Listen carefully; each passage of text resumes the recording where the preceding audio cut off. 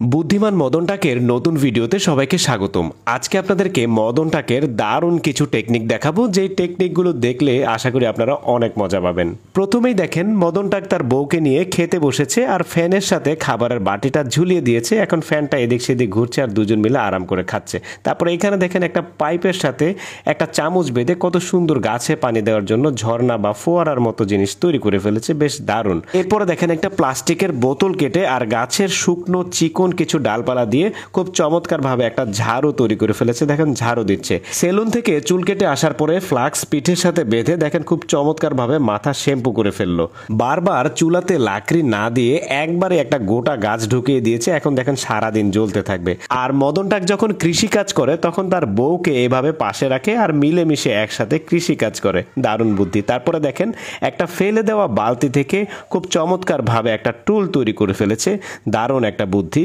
তারপরে এখানে একটা কাঠ কাটার জন্য সাইকেলের প্যাডেলে বসে বসে দেখেন প্যাডেল দিচ্ছে আর কাঠ কাটা হয়ে যাচ্ছে।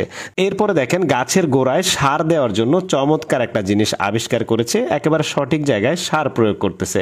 ঘরে যদি কাপড় ঝোলানোর জন্য হ্যাঙ্গার না থাকে তাহলে গাছের ডাল দিয়ে মদন টাকের মতো এরকম হ্যাঙ্গার তৈরি করতে পারেন। আর দুইটা চামচ কাপড়ের ক্লিপ দিয়ে খুব সুন্দরভাবে একটা চিমটা বানাতে পারেন। এখানে দেখেন চাল রাখা এবং চাল নেয়ার জন্য বোতল দিয়ে চমৎকার একটা জিনিস তৈরি করেছে। সেই জন্য আমি মাঝে মধ্যে মদন টাককে বোতল বিজ্ঞানীও বলে থাকি। যদিও মদন টাক বহু প্রতিভাবান একজন মানুষ, কিন্তু বোতলের কারিগরিগুলো তার বেশি ভালো হয়ে থাকে। কচু পাতায় খাবার খেলে নাকি রোগবালাই কম হয়, সেই জন্য দেখেন মদন টাক কচু পাতায় খাবার খাচ্ছে। এরপরে এইখানে দেখেন একটা পরে থাকা গামবুট দিয়ে খুব সুন্দরভাবে একটা মুরগির খাবার তৈরির পাত্র তৈরি করে ফেলেছে। তারপরে এখানে দেখেন একটা গ্যালন কেটে খুব সুন্দরভাবে যে মাল্টিপ্লাগ তৈরি করেছে, বেশ দারুণ একটা বুদ্ধি। তারপরে গরু অথবা ছাগলের নাড়ি ভুঁড়ি পরিষ্কার করার জন্য মদন টাকের বোতল দিয়ে এই টেকনিকটা আপনারা ফলো করতে পারেন। দর্শক, আজকের ভিডিওতে দেখানো টেকনিকগুলো আপনাদের কেমন লাগলো কমেন্ট করে অবশ্যই জানাবেন এবং ভিডিওটা ভালো লাগলে শেয়ার করে দিবেন। সবাই ভালো থাকুন, সুস্থ থাকুন, ধন্যবাদ।